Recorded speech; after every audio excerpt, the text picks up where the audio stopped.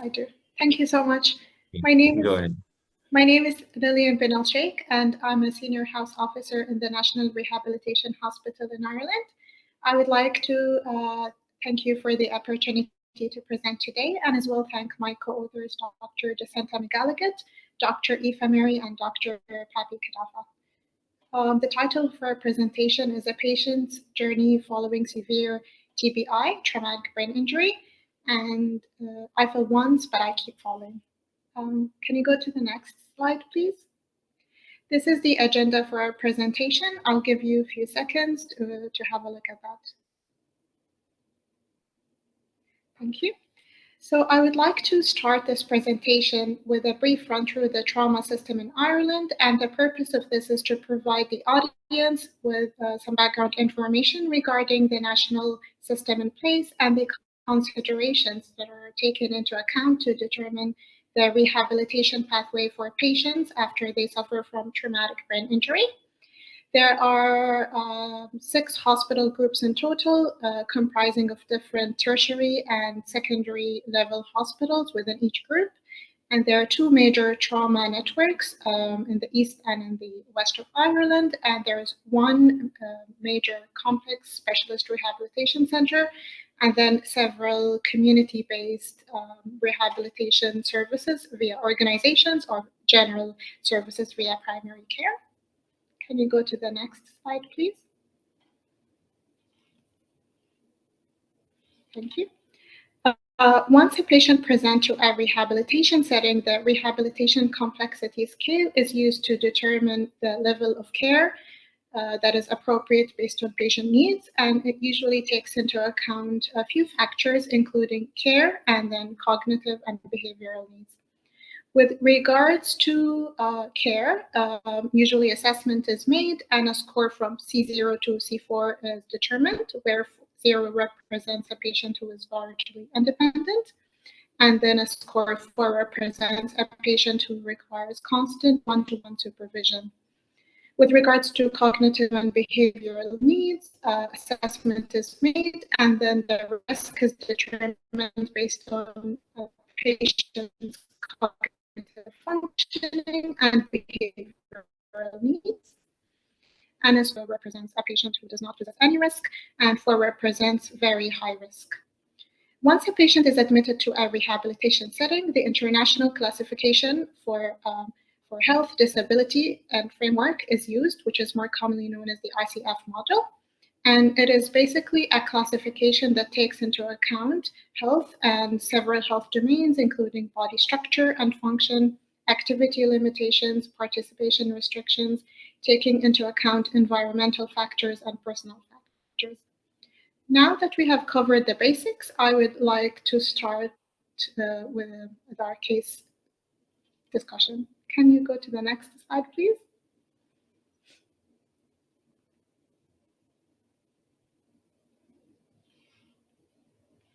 Can you go to the next slide, please?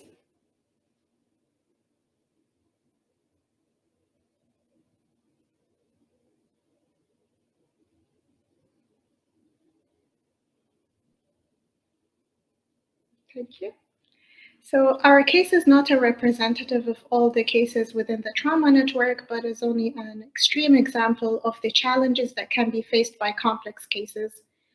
Our patient is a 43-year-old gentleman who was brought in by an ambulance following a fall down a flight of stairs at home, and that was in early 2021. He was presented to the nearest tertiary hospital, and GCS on arrival was 3 out of 15.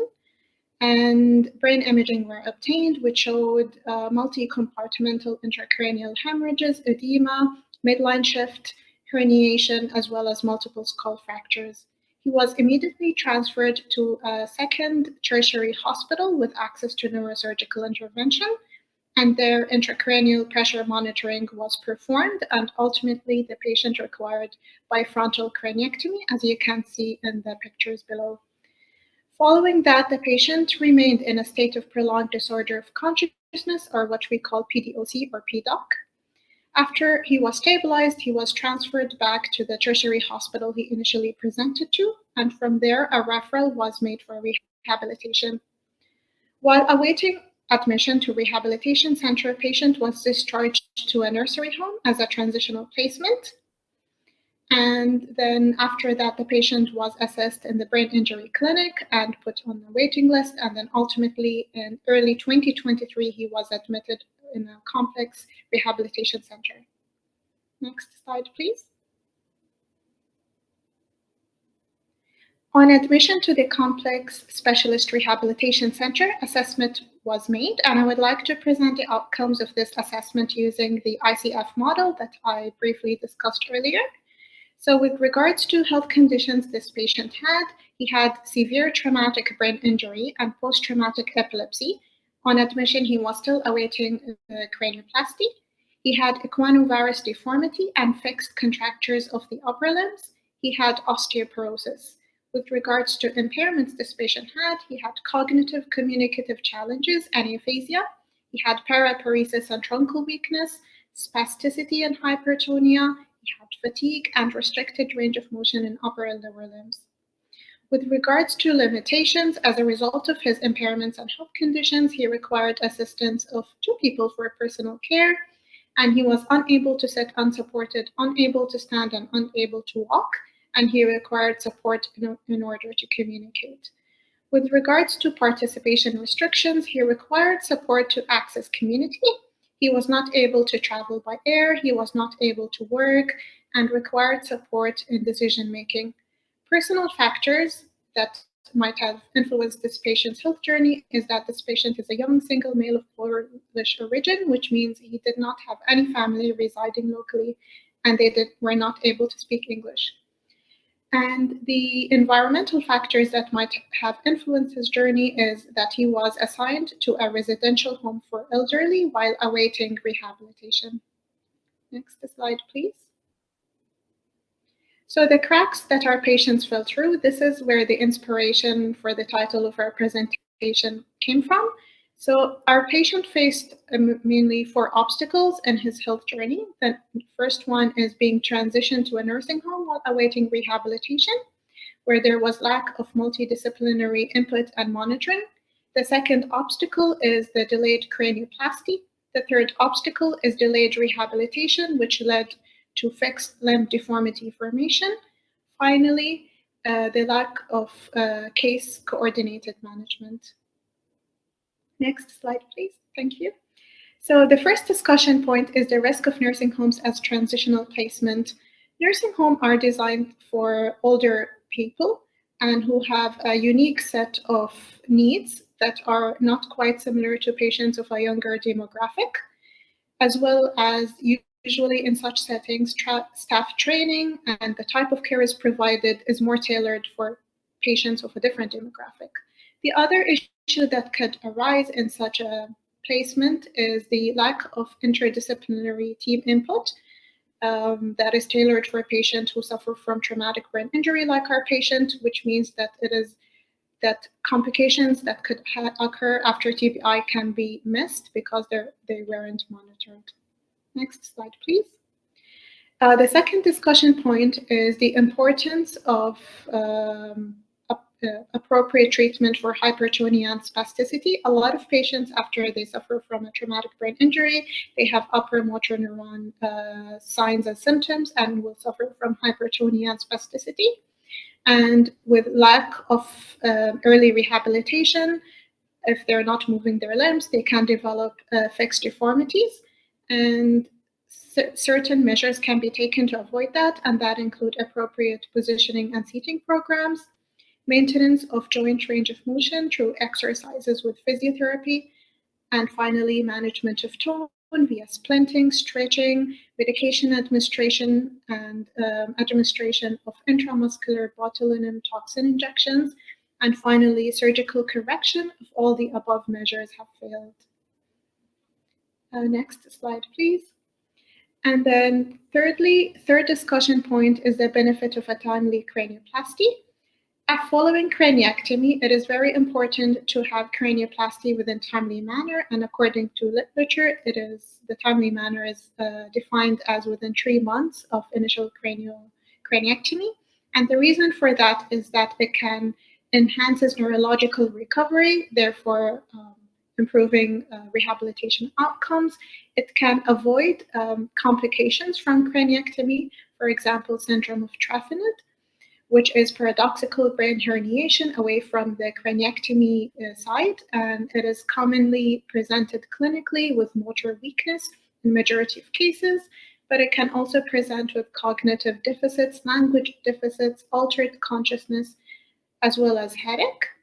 And it can be clinically diagnosed with radiological imaging, and the treatment for that is usually urgent cranioplasty. And then finally, a timely cranioplasty can improve craniofacial cosmesis. Next slide, please. The fourth and final discussion point is that it is quite important for patients in their health journey following TBI to have coordinated case management with safety nets throughout the TBI journey. And the reason for that is patients who suffer from TBI are often vulnerable individuals that might have communicative challenges, which means they're not able to advocate for themselves. And so a coordinated case management via dedicated manager can help reduce delays that these patients can encounter in their health journeys, as well as reduce the burden from relying on family members or advocates for patients' care. Next slide, please. Despite the challenges and the delays that our patient has faced in his health journey, he engaged very well in his rehabilitation program and made a lot of positive gains across different domains. There are several interventions that were employed during his admission period. I will focus on key medical and surgical interventions. For example, medication optimization. His antispasticity agents, mainly baclofen dose, was optimized during admission. He received intramuscular botulinum toxin injections as local treatment for spasticity in his lower limbs. He had equinovarus deformity surgical repair. And following such interventions, on discharge, he had good active movement in all four limbs. He was mobilizing with aid and assistance of one person.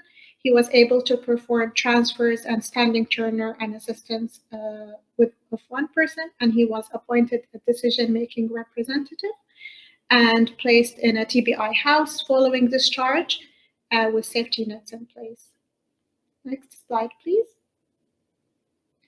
I hope that the case that I presented highlighted why is it important to have guidelines with regards to rehabilitation. Our National Clinical Program for Rehabilitation was launched in 2018, and these are the key recommendations. Is that the service, it has to be person-centered, it has equitable access to all, and the three-level model of care to service delivery, which means according to the patient's need, as discussed previously via the rehabilitation complexity scale, patients are determined as to which level of care they require.